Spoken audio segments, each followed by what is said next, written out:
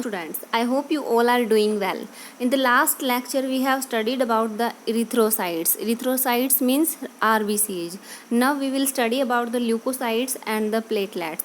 तो leucocytes are also known as WBC. WBC भी कहा जाता है. RBCs का कलर रेड था due to presence of pigment haemoglobin, लेकिन यहाँ पे कोई पिगमेंट नहीं है, इसलिए ल्यूकोसाइट्स का जो कलर होता है वो कलरलेस होती है. They do not have any colour. ठीक है, क्योंकि उनके अंदर हीमोग्लोबिन नहीं होता. ल्यूकोसाइट्स की जो शेप होती है वो राउंडेड भी हो सकती है और इरेगुलर होती है. मोस्टली इरेगुलर शेप होती है. अगर आपसे कोई क्वेश्चन पूछा जाए कि जैसे कौन सी ऐसी ब्लड सेल्स है जो ब्लड वेसल्स के बाहर पेनिट्रेट कर सकती है, तो आपका आंसर होगा WBC. मतलब इनकी इरेगुलर शेप होती है, अमीबा जैसी शेप होती है, अमीबोइड शेप भी बोल सकते हैं उसको, जिसकी वजह से मान लो यहाँ पे कोई पैथोजन है वो अटैक कर रहा है, तो ये इसको बाहर निकाल के अपने सूडोपोडिया लाइक स्ट्रक्चर को बाहर निकाल के उसको एंगल्फ कर सकती हैं. उसको फैगोसाइटिक इन नेचर कह सकते हैं. ठीक है. दिस अनेबल, देखो मैंने लिखा हुआ है, this enables them to squeeze out of the blood capillaries into the tissue, और इस प्रोसेस को डायापेडेसिस भी कहा जाता है. जो ये बाहर निकलती हैं ब्लड वेसल से, और स्क्वीज आउट मतलब स्क्वीज आउट का मतलब होता है बाहर निकलना. ठीक है, जैसे किसी स्क्वीजिंग का मतलब क्या होता है, किसी चीज़ को निचोड़ना, तो ये इस तरीके से ब्लड वेसल से बिल्कुल यूँ स्क्वीज करके बाहर निकलती है. This process is known as diapedesis. WBCs में न्यूक्लियस होता है. RBCs के अंदर न्यूक्लियस नहीं था क्योंकि उनको ज़्यादा से ज़्यादा ऑक्सीजन को बाइंड करना था. ठीक है, और इनका जो साइज़ होता है वो भी लार्जर होता है, बड़ा होता है WBCs से. अब आते हैं नंबर पे. तो जितने भी नंबर होते हैं 100 ml ऑफ ब्लड के अंदर, ठीक है, जो 1 माइक्रोलीटर में, 1 माइक्रोलीटर के अंदर जितना भी ब्लड WBCs होती हैं, ल्यूकोसाइट्स होती हैं, उनको कहा जाता है टोटल ल्यूकोसाइट काउंट, TLC. ठीक है, तो TLC कितना होता है? 6000, अकॉर्डिंग टू NCERT है ये डेटा, 6000 to 8000 पर cubic millimetre of blood in humans के अंदर पर क्यूबिक मिलीमीटर ब्लड में 6000 से 8000 WBCs मिलती है. ठीक है, और अगर ये काउंट इंक्रीज होता है then condition is known as leukocytosis. अगर WBCs की नंबर है जो बढ़ते हैं तो ल्यूकोसाइटोसिस कहा जाएगा, और अगर बहुत ज़्यादा बढ़ते जाते हैं WBC के नंबर तो वो एक ट्यूमर्स की फॉर्मेशन कर देते हैं. ठीक है, आपको क्वेश्चन ये पूछा जाता है कि क्योंकि WBCs तो हमारे बॉडी के अंदर सोल्जर का फंक्शन करते हैं, तो अगर उनका नंबर बढ़ जाए तो हमें क्या नुकसान हो सकता है. लेकिन क्योंकि अगर इनके नंबर इंक्रीज होंगे देन दे एग्रीगेट, वो एक जगह पे इंक्रीज हो जाती है, क्योंकि पुरानी सेल की डेथ होगी. जैसे मान लो ये 2 सेल हैं, अगर इसमें पुरानी सेल की डेथ हो जाएगी तभी तो नई सेल्स को जगह मिलेगी वहाँ पे रहने के लिए. तो पुरानी सेल्स अगर डेड नहीं होंगी, साथ में नई सेल्स अगर बनती जाती हैं, तो then they form a structure known as tumour. And tumours, mostly tumours lead to cancer. सभी ट्यूमर्स कैंसर लीड नहीं करते, लेकिन मोस्टली ट्यूमर्स कैंसर लीड करते हैं. तो अगर WBCs के नंबर बहुत ज़्यादा इंक्रीज होते हैं, एबनॉर्मली इंक्रीज होते हैं, then this condition is known as leukaemia. And leukaemia को जनरली ब्लड कैंसर कहा जाता है. और अगर WBCs का काउंट कम होता है then the condition is known as leukopenia. ठीक है, अब आते हैं इसके टाइप्स पे. तो WBCs 2 टाइप्स की होती है, agranulocytes and granulocytes. Agranulocytes का जो साइटोप्लाज्म है वो बिल्कुल स्मूथ होता है. जैसे किसी साइटोप्लाज्म के अंदर ग्रेनुलर स्ट्रक्चर्स प्रेजेंट होते हैं उसको ग्रेनुलोसाइट बोलेंगे. अगर साइटोप्लाज्म बिल्कुल स्मूथ है then these are known as a granulocytes. ठीक है, ये फर्दर 2 टाइप्स में डिवाइड की गई है. ए ग्रेनुलोसाइट्स को फर्दर 2 टाइप्स में डिवाइड करते हैं. First is lymphocytes and second is monocytes. ठीक है, लिम्फोसाइट्स एंड मोनोसाइट्स. लिम्फोसाइट्स का स्मॉलर साइज होता है. लिम्फोसाइट्स साइज में साइज में स्मॉल होती है. इनका लार्ज राउंड न्यूक्लियस होता है और ये नॉन मोटाइल होती है. मोटाइल का मतलब कोई सेल जो मूवमेंट करती हो, नॉन मोटाइल का मतलब जो मूवमेंट नहीं करती हो, और ये नॉन फैगोसाइट होती है. लिम्फोसाइट्स टू टाइप्स की होती है, B lymphocyte and T lymphocytes. B lymphocytes की फॉर्मेशन होती है हमारी बोन मैरो के अंदर। बोन मैरो क्या होती है? देखो, हमने 9th क्लास में बोन्स का स्ट्रक्चर पढ़ा हुआ है, तो बोन्स के अंदर एक स्पंजी टिश्यू होता है जिसको बोन मैरो कहा जाता है। ठीक है, ये बोन मैरो टू टाइप्स की होती है, रेड बोन मैरो और येलो बोन मैरो। तो इस बोन मैरो के अंदर ये यहाँ पे होती है रेड बोन मैरो, और ये बीच वाले पोर्शन के अंदर येलो बोन मैरो होती है। तो WBC जो बी लिम्फोसाइट्स है, इनकी फॉर्मेशन होती है बोन मैरो, बी मतलब बोन मैरो, ठीक है। और दूसरी होती है टी लिम्फोसाइट्स। टी लिम्फोसाइट्स की फॉर्मेशन होती है थाइमस के अंदर। थाइमस हमारी चेस्ट के अंदर एक एंडोक्राइन ग्लैंड होती है जो कि लिम्फोइड ऑर्गन का भी काम करती है। लिम्फोइड ऑर्गन का मतलब होता है जो लिम्फोसाइट्स की प्रोडक्शन करे, ठीक है। तो जो सेल होती हैं बी लिम्फोसाइट बोन मैरो में प्रोड्यूस होंगी, और टी लिम्फोसाइट्स है वो थाइमस में प्रोड्यूस होती है। उसके बाद बी लिम्फोसाइट्स का फंक्शन क्या है? एंटीबॉडीज़ की प्रोडक्शन करना। देखो, लिम्फोसाइट्स का मेनली फंक्शन है एंटीबॉडीज़ की प्रोडक्शन करना है। एंटीबॉडीज़ मैं पहले भी बता चुकी हूँ आपको कि एंटीबॉडी जनरली प्रोटीन्स होते हैं जिनको इम्यूनोग्लोबिन भी कहा जाता है, ठीक है। जब मैंने प्लाज्मा पढ़ाया था आपको, मैंने ग्लोबुलिन्स बताया था। तो एंटीबॉडीज़ की फॉर्मेशन करती है, लेकिन जो टी लिम्फोसाइट्स है उनका फंक्शन होता है बी लिम्फोसाइट्स की हेल्प करना in the formation of antibodies. B lymphocytes की हेल्प करने के लिए इसके पास सेल्स होती हैं जिनको हेल्पर सेल्स भी बोलते हैं, टी हेल्पर सेल्स भी बोलते हैं, ठीक है। इनके बारे में जो बी लिम्फोसाइट टी लिम्फोसाइट है, इनके बारे में डिटेल्स में आप 12th क्लास में पढ़ोगे। तो बी लिम्फोसाइट्स का फंक्शन हुआ एंटीबॉडीज़ प्रोड्यूस करना। बी लिम्फोसाइट्स के अंदर दो टाइप की सेल होती है, एक होती है प्लाज्मा सेल्स और दूसरी होती है मेमोरी सेल्स। प्लाज्मा सेल्स और मेमोरी सेल्स। तो प्लाज्मा सेल्स है वो फॉर्मेशन करती है एंटीबॉडीज़ की, ठीक है, ये फॉर्मेशन करती है एंटीबॉडीज़ की। और मेमोरी सेल है वो हमारी बॉडी के अंदर मेमोरी जनरेट करती है। जैसे कि हमें बचपन में जो वैक्सीन्स लगाई जाती है, वो वैक्सीन्स कैसे काम करेंगी? मेमोरी पे ही काम करेंगी ना। जैसे मान लो BCG की वैक्सीन लगती है हमें, जो हमारे शोल्डर है उसके ऊपर BCG की वैक्सीन लगती है। तो BCG की वैक्सीन होती है TB के लिए, ट्यूबरकुलोसिस के लिए।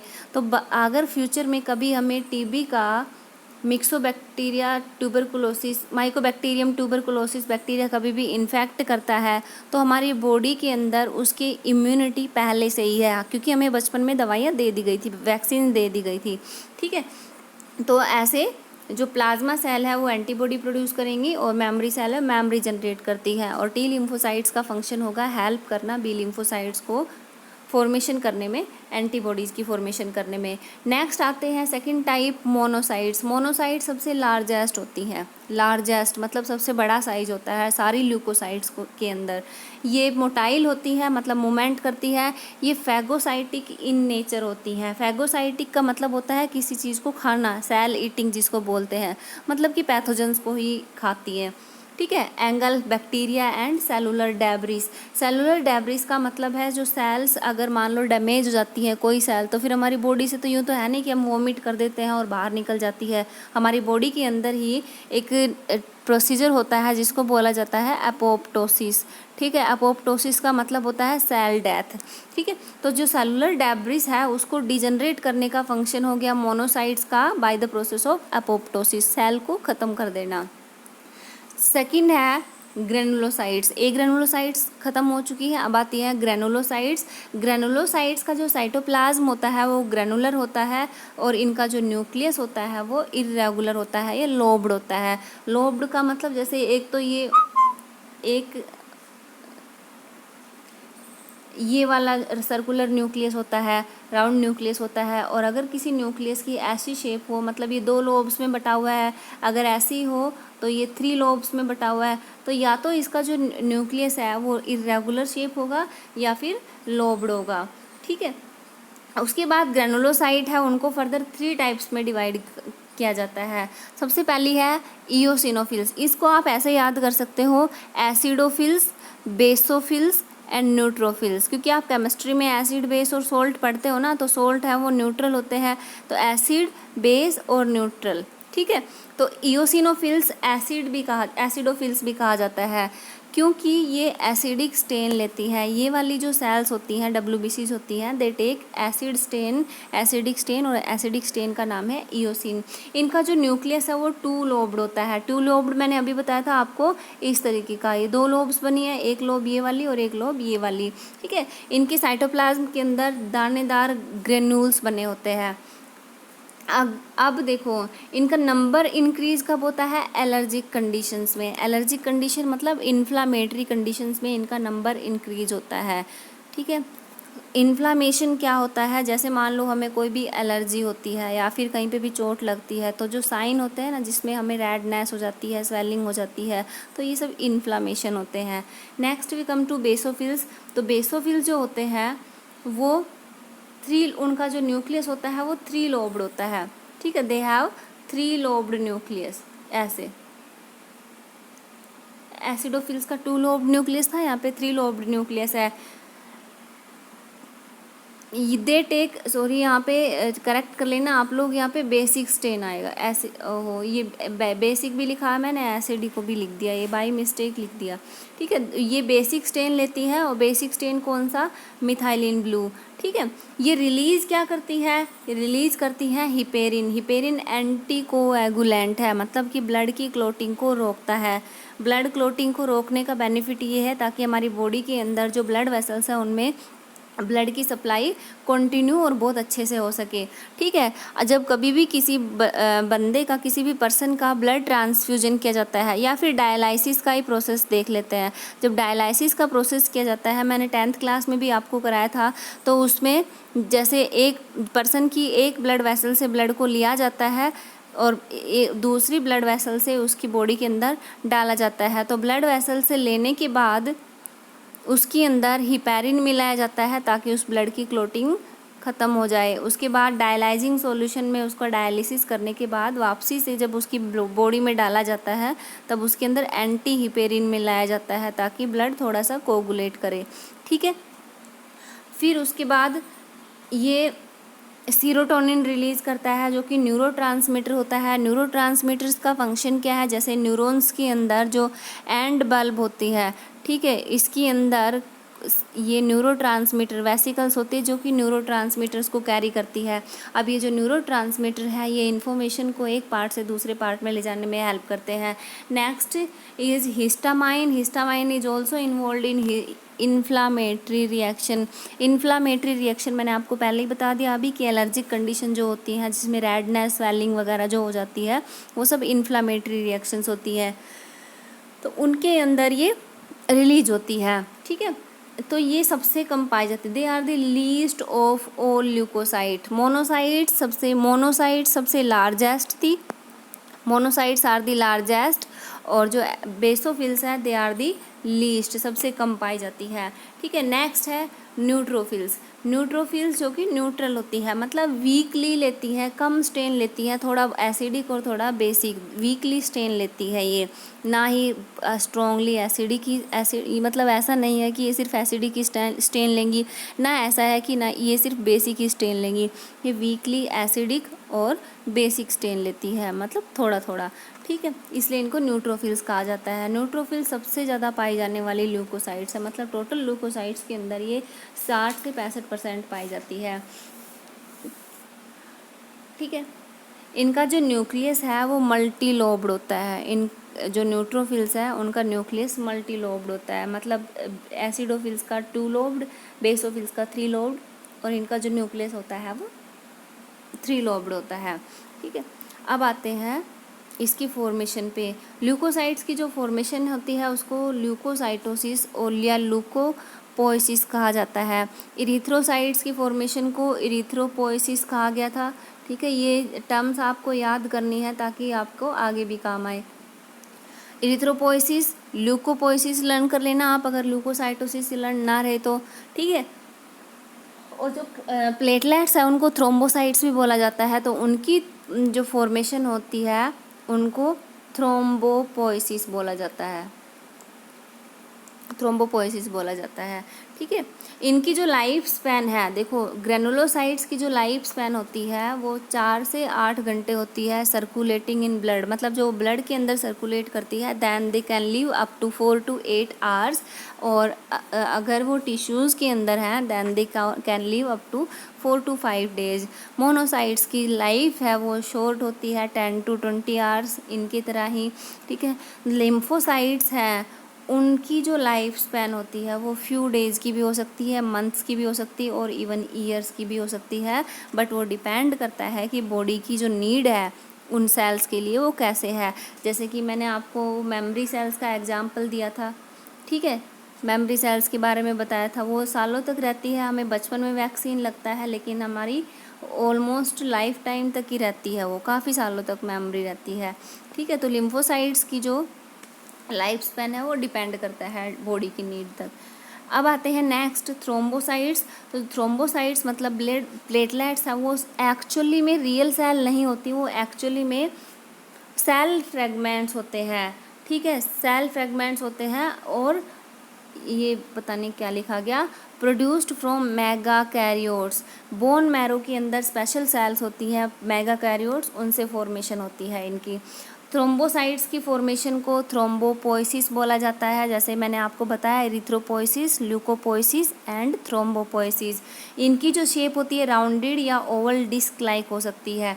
ठीक है, इनका जो नंबर है वो आरबीसी से कम होता है लेकिन डब्ल्यूबीसी से ज़्यादा होता है, मतलब 1.5 लाख से 3,50,000 प्लेटलेट्स हो सकती हैं पर क्यूबिक मिलीमीटर ऑफ ब्लड में। अगर इनका नंबर इंक्रीज होता है then it is known as thrombocytosis, और नंबर डिक्रीज होता है तो थ्रोम्बोसाइटोपेनिया। जैसे कि ल्यूकोसाइट्स का जो नंबर है वो डिक्रीज हुआ था, ल्यूकोपेनिया था। ठीक है, और इंक्रीज हुआ था, उसको ल्यूकोसाइटोसिस बोला था।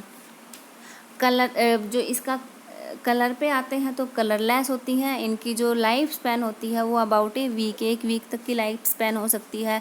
फंक्शन आपको पता ही है, बचपन से पढ़ते आ रहे हैं कि अगर कोई भी इंजरी या कोई चोट लग जाती है तो ब्लड प्लेटलेट्स हैं वो कुछ केमिकल्स रिलीज़ करती हैं जिनको प्लेटलेट फैक्टर कहा जाता है, जैसे कि थ्रोम्बोप्लास्टिन। प्लेटलेट्स फैक्टर जो होते हैं वो ब्लड क्लॉटिंग में हेल्प करते हैं। ठीक है, चलो अब ब्लड क्लॉटिंग है उसका प्रोसीजर पढ़ लेते हैं। अब क्या होता है ब्लड कोएगुलेशन। तो देखो ये टिश्यू है जिसमें इंजरी हुई है, ठीक है, इंजर्ड टिश्यू, और यहाँ पे ब्लड प्लेटलेट्स, ये ब्लड प्लेटलेट्स मैं लिख रही हूँ। अगर मान लो हमको कहीं पे इंजरी हुई है तो हमारे जो इंजर्ड टिश्यू है वो रिलीज़ करते हैं एक प्रोटीन, लिपोप्रोटीन फैक्टर बोल सकते हैं, जिसको कहा जाता है थ्रोम्बोप्लास्टिन। थ्रोम्बोप्लास्टिन रिलीज़ करते हैं। ठीक है, मेरे पास स्पेस कम है। थ्रोम्बोप्लास्टिन रिलीज़ करते हैं। ऐसे ही जो ब्लड प्लेटलेट्स हैं वो भी थ्रोम्बोप्लास्टिन रिलीज़ करती हैं, सेम दोनों सेम रिलीज़ करते हैं। ये प्लेटलेट फैक्टर है थ्रोम्बोप्लास्टिन, और ये इंजर्ड टिश्यू है, थ्रोम्बोप्लास्टिन रिलीज़ करते हैं दोनों के दोनों। ठीक है, उसके बाद ये कैल्शियम आयंस की हेल्प से, कैल्शियम आयंस की हेल्प से दोनों मिलके ये दोनों मिलके रिलीज़ करते हैं, एक एंजाइम की फॉर्मेशन करते हैं जिसको कहा जाता है प्रोथ्रोम्बिनेज। ठीक है, इस एंजाइम को कहा जाता है इरेज करना पड़ेगा मेरे को, समझते जाना आप लोग, मैं इरेज करते जाऊंगी क्योंकि मेरे पास स्पेस कम है। तो थ्रोम्बोप्लास्टिन था, उसने रिलीज़ किया प्रोथ्रोम्बिनेज। ठीक है, प्रोथ्रोम्बिनेज अब क्या करता है, हिपेरिन को इनएक्टिवेट कर देता है। मैंने आपको बताया था अभी हिपेरिन है वो ब्लड को कोगुलेशन को रोकता है। तो अगर हिपेरिन उस टाइम पे एक्टिवेट होगा तो ब्लड कोगुलेशन नहीं हो पाएगा, मतलब ब्लड की जो ब्लीडिंग हो रही है इंजर्ड टिश्यू से वो नहीं रुक पाएगी। तो इसलिए उस हिपेरिन को इनएक्टिव करना ज़रूरी है। हिपेरिन इनएक्टिव हो गया। अब ये प्रोथ्रोम्बिनेज है, ये ब्लड प्लाज्मा के अंदर एक प्रोटीन होता है जिसको कहा जाता है प्रोथ्रोम्बिन। उसको प्रोथ्रोम्बिन उसका ब्रेक डाउन करेगा और उसको एक्टिव फॉर्म में कन्वर्ट कर देता है। जैसे हमने डाइजेस्टिव सिस्टम में पढ़ा था ना, इनएक्टिव प्रोटीन्स को इनएक्टिव फॉर्म में कन्वर्ट करना, ठीक है। तो प्रोथ्रोम्बिनेज हिपैरिन को इनएक्टिव करता है और प्रोथ्रोम्बिन को थ्रोम्बिन में कन्वर्ट कर देता है, ठीक है। अब थ्रोम्बिन एक एंजाइम की तरह एक्ट करता है और एक दूसरा प्रोटीन होता है प्लाज्मा में जिसको कहा जाता है फाइब्रिनोजन। अब फाइब्रिनोजन को ब्रेक डाउन कर देता है इसके पॉलीमर्स में और उन पॉलीमर्स को बाइंड करके थ्रोम्बिन एक नया प्रोटीन बनाता है जिसको कहा जाता है फाइब्रिन, ठीक है, फाइब्रिन कहा जाता है।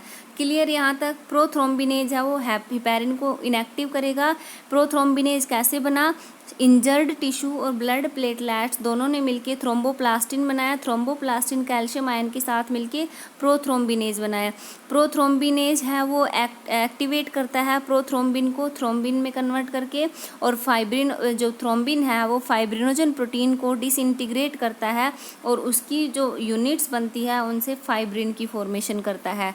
अब ये फाइब्रिन जो होता है ये ब्लड सेल्स के साथ मिलके, ठीक है, यहाँ से इरेज कर देती हूँ। ये फाइब्रिन, ये यहाँ पे फाइब्रिन प्लस ब्लड सेल्स, ठीक है, ब्लड सेल्स के साथ मिलके ब्लड क्लोटिंग की फॉर्मेशन करता है, ठीक है, क्लोट्स की फॉर्मेशन कर देता है। समझ में आ गया ब्लड कोआगुलेशन कैसे होता है? एक बार मैं ओवरव्यू बता देती हूँ कैसे बना।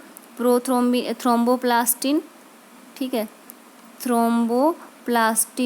थ्रोम्बोप्लास्टिन से एंजाइम बना प्रोथ्रोम्बिनेज, ठीक है, प्रोथ्रोम्बिनेज से बना थ्रोम्बिन ने फिर फॉर्मेशन की फाइब्रिन की, और फाइब्रिन ने ब्लड सेल्स के साथ मिलके किसकी फॉर्मेशन की? ब्लड क्लोट जो बनता है क्लोट की फॉर्मेशन की। अब एक क्लोटिंग होता कैसे? मान लो हमारा ये लेग है जहाँ पे इंजरी लगी है, यहाँ से ब्लड की जो ब्लीडिंग है वो हो रही है और हमारी जो आरबीसीज हैं वो यहाँ से निकली जा रही है, आरबीसीज है वो उनका लॉस हो रहा है यहाँ से। तो जो प्लेटलेट्स है वो क्या करती है कि यहाँ पे आके और एक नेटवर्क बना लेती हैं, जाल बना लेती हैं। अब जाल बना लेंगी तो फिर क्या होगा? जो आरबीसीज हैं वो इनमें स्टक हो जाएंगी, ठीक है, आरबीसीज इनके अंदर ऐसे स्टक हो जाती हैं, फंस जाती हैं जाल की तरह, ठीक है। तो ये था ब्लड क्लोटिंग कंप्लीट हो गया है, हमारी ब्लड सेल्स कंप्लीट हो गई है, ब्लड क्लोटिंग कंप्लीट हो गया है। नेक्स्ट लेक्चर में हम पढ़ेंगे blood grouping and RH blood grouping और लिम्फ के बारे में। Next we will study about the structure of heart, ठीक है। Enough for today, thank you.